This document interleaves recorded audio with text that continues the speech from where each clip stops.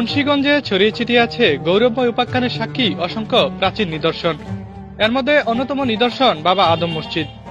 530 বছর যাবৎ সগৌরবে দাঁড়িয়ে থাকা এই প্রাচীন মসজিদে আজানের ধ্বনিতে এখনো মুসল্লিরা নামাজ আদায় করে। তৎকালীন ভারতবর্ষে যে কটি প্রাচীন মসজিদ ছিল এর মধ্যে অন্যতম বাবা আদম মসজিদ। মুন্সিগঞ্জ সদর উপজেলার মিরকাদিম পৌর এলাকার দরগাবাড়িতে অবস্থিত বাবা আদম মসজিদ। ইসলাম ধর্ম প্রচারের জন্য 1178 সালের দিকে আরব দেশ থেকে মুন্সিগঞ্জের মিরকাদিমে আসেন আধ্যাত্মিক সাধক বাবা আদম। তৎকালীন বিক্রমপুরে ছিল বল্লাল সেনের রাজত্ব।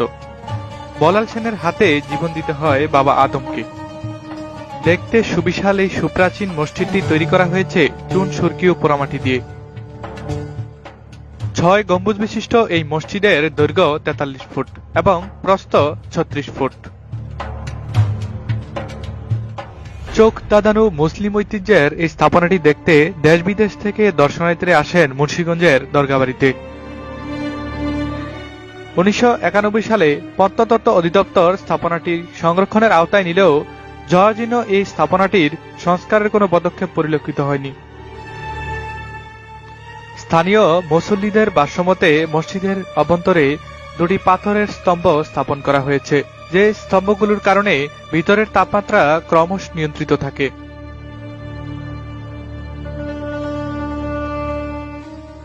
পাথর খচিত কারুকাজ, সুউচ্চ গম্বুজ, সুপ্রাচীন এই মসজিদের মিম্বার থেকে 5 ওয়াক্ত নামাজেই ভেসে আসে আজানের ধ্বনি।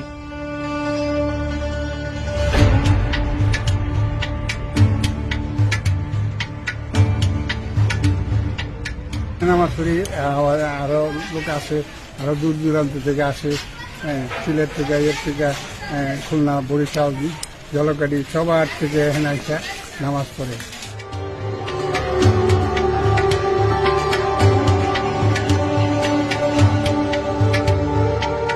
পরবর্তীকালে রাস্তার কুল ঘেঁষে বাবা আদমের মাজার ঘিরে তৈরি করা হয়েছে বিশাল আকৃতির মসজিদ।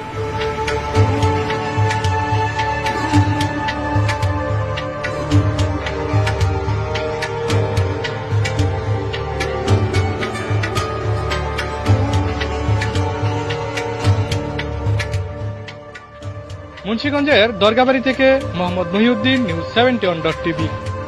সংবাদ প্রচারে দ্বিধাহীন সাহসী,